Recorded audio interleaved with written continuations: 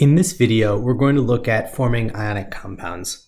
When we go to form an ionic compound, there's two rules to remember. First, ionic compounds form from the combination of a cation, usually a metal, and an anion. Remember, cations are positively charged ions, and anions are negatively charged ions. We can simplify this rule to say that ionic compounds form from the combination of a metal and a nonmetal. The second rule we want to remember is that in forming ionic compounds, we need to make sure the charges balance. That is to say that total positive charge needs to equal total negative charge. With just those two rules, we should be all set to begin writing the formulas for some ionic compounds. Look at the problems below.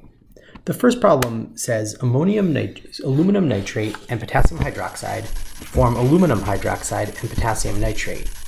Here we're given an equation, but really it's just an exercise in forming some ionic compounds. My suggestion is to first write out the charges on the ions and then see what kinds of ratios they'll combine in. Aluminum has a charge of +3 because it lost 3 electrons to get to a full valence shell of 8. Nitrate is a polyatomic ion with a formula of NO3-1. Potassium is K+. It lost an electron to gain a full valence shell. Hydroxide, another polyatomic ion with a formula of OH-. These things we're going to rearrange in this equation and form two different products, but they're going to be comprised of the same 4 ions. Aluminum, hydroxide, potassium, and nitrate. In our first problem, we have aluminum and nitrate. Aluminum has a charge of +3 and nitrate a charge of -1, so we need 3 nitrates to balance out the aluminum. Another way to look at that is the nitrates provide a total negative charge of -3 to balance out the total positive charge of +3.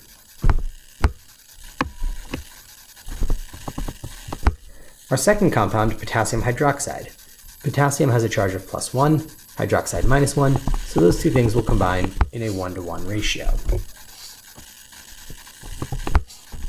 The problem tells me these things react, and they form aluminum hydroxide, which is comprised of 1 aluminum and 3 hydroxide ions. Again, the hydroxides provide a total negative charge of -3 because there are 3 of them, and the single aluminum balances that out with a positive 3 charge. Potassium and nitrate combine in a 1-to-1 ratio because potassium's +1 charge is balanced out by nitrate's -1 charge.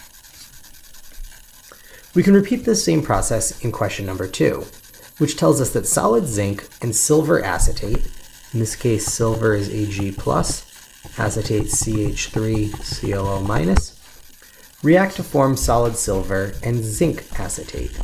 Zinc has a charge of +2 and acetate a charge of CH3COO-.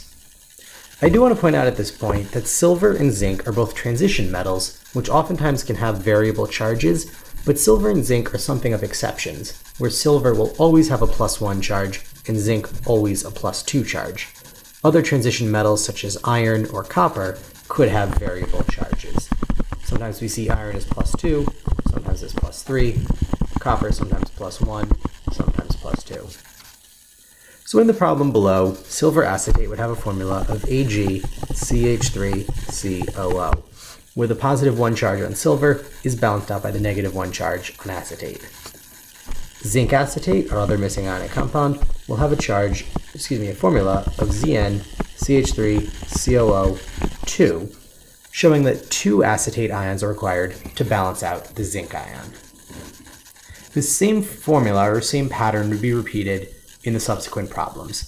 Each time, the trick is to balance out the positive charge with the negative charge.